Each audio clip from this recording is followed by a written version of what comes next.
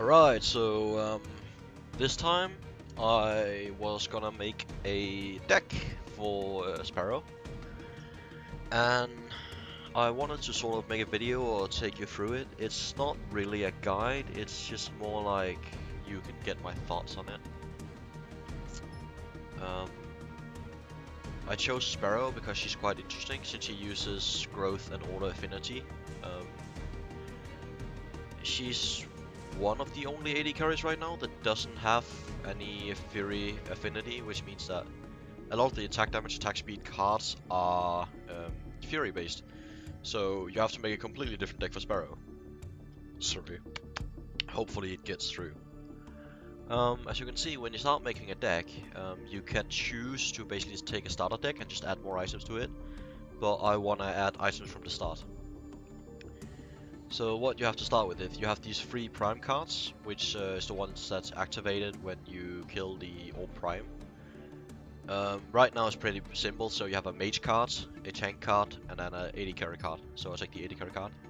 Always have these ones. And then to start with, always take a health potion, a harvester key, a mana potion, and a ward. You can take a shadow ward, which would often be pretty good against Kalari, but I don't do it.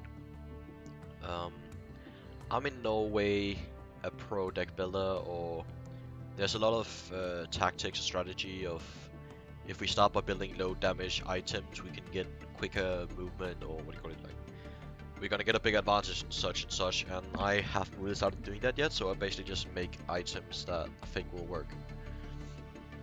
Oh, that looks fancy. Oh, I really like the art of that card. Alright, cool. So as you can see, she has universal cards, growth cards, and order cards. Wait, yeah, that's an order card. So it's kind of interesting because none of these are actually damage based. Growth is like health tanking, and order is often what I would call support cards and health regen. Alright, to start with, Sparrow has a passive for every attack she stacks on a target. She deals more damage, so I want to start with a bit of damage items. So you can see you actually have a pretty cool ability called Feral Stone, or equipment, which gives attack speed and crit bonus, so I want to start with this one. And then I'm just getting 3 kinetic. I want to have 2. Ooh, and this card doesn't have any kinetic. Oh, that's a bummer. Then I'll take this card. I want to see what we have of active cards. Status Gem. Status immune to damage. Has really nice Portal Stone, Chieftain's Crown. No, not really used, but these are some of the more... Most cards in this game are just passives or give stats. But in the last patch they started adding these active cards that's way more expensive but have unique stats. And they can really change your playstyle. So now I had a bit of damage, then I need some physical damage. I want to get... I'm basically building a glass cannon build, so I'm not gonna get any defenses, which might kill me, but... Sorry. So I'm adding my major strikes. I'm adding 12 of them just to have enough, because damage is always good. Then I'm taking these 2. Physical damage and attack speed on maxing. Then I really want to crit because you notice this item. It gives plus 50 crit bonus when I'm done. That means my crits will not deal 200% damage, but will instead deal 250% damage. So I want to supply that with a bit of crit chance. So let's see if we have anything interesting. Reptilian Claw. Nice.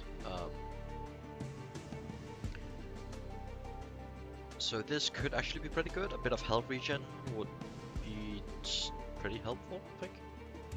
But at the same time, not really. This is a 14-point crit card. I'm gonna get this one because we have this 2-point card here. Then we have this one, and then 2 3 points.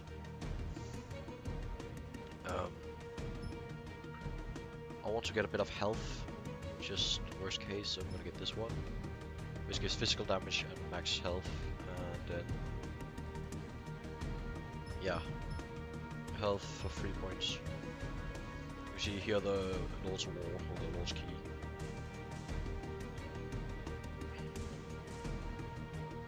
So how many items do I have now? I have 5 items. You will almost never get a full build, so... But I still like having different items. One thing I want to have in my deck too is physical penetration. Because if the enemy has a tank, then she can pretty much just stop me. Plain out, just stop me. Max health physical is actually kind of a cool item, but it requires me to do physical penetration max. Might actually get... Yeah, I'm getting this item. Since it has max health and physical penetration on it, that would mean that often I like to have a bit of physical penetration without having full physical penetration. So when you have 2 stats, for example, I can build as much physical penetration as I need and then just build health for the rest. And then 2 PS cards.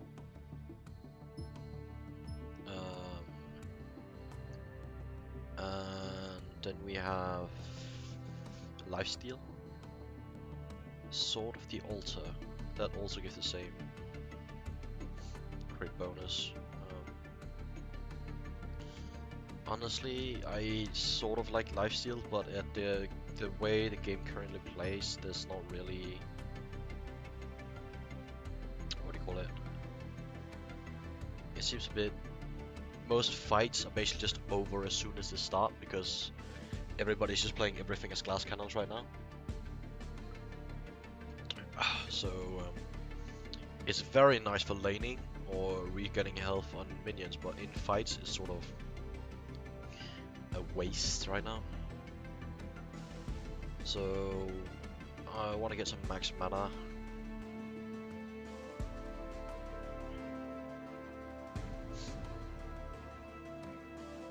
But we're gonna get this one, which gives 5 more damage, and then I need 3 cards.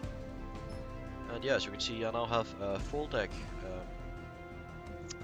40 points, and with a variety of items, so I can basically just change my playstyle depending on how the enemy turns out, and then some different upgrades that I can use to change out how the enemy turns out. Let's call it, what do we call it? Master Sparrow.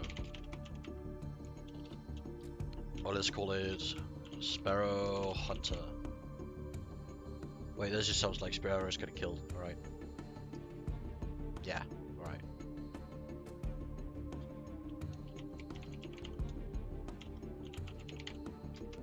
Ranger Sparrow.